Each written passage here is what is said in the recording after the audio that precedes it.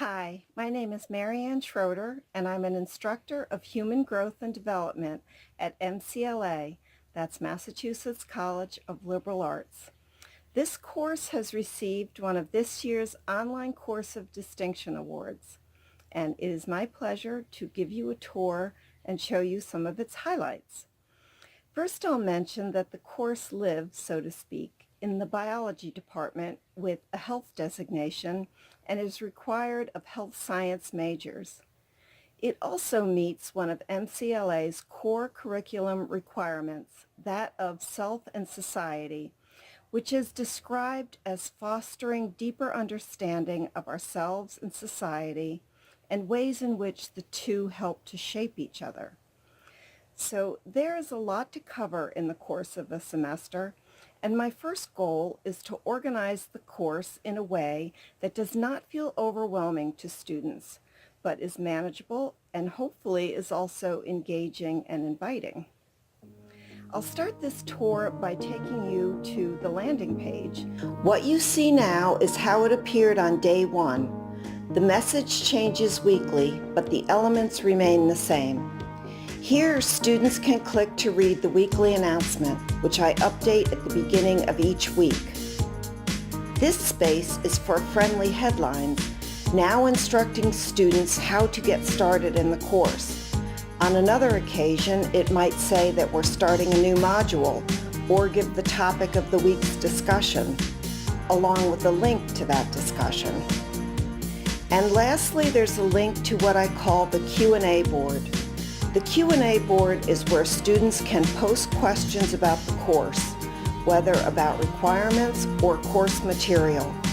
I check for questions and answer on a daily basis.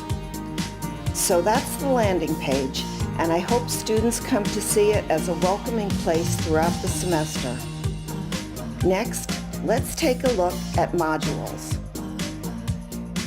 The course is organized into 5 learning modules, following the sections of the textbook. This last section has end-of-semester instructions, including a place for students to submit their final papers.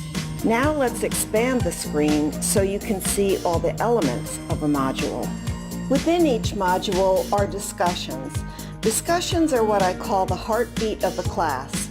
They create the pulse that keeps us going. There's quite a bit of material in every module, and I want to engage students on as many of the key topics as possible. For that reason, each weekly forum has 2 parts, a set of initial prompts and another set of midweek prompts. It keeps the conversation moving and doubles the amount that's covered during the week.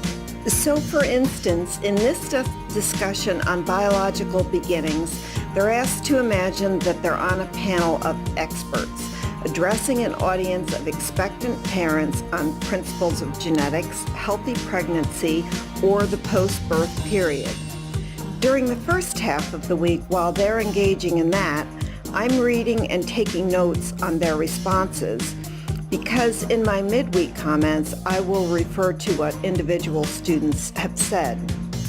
My goal for the midweek post is to summarize what has been said, including different perspectives on a topic, correct any misunderstandings, and importantly, add what I consider key information for those topics.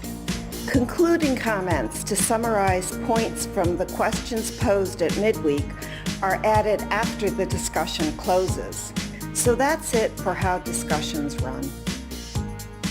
Modules also include quizzes. First, there are low-stakes practice quizzes, which are not timed and worth just a small percentage of total points.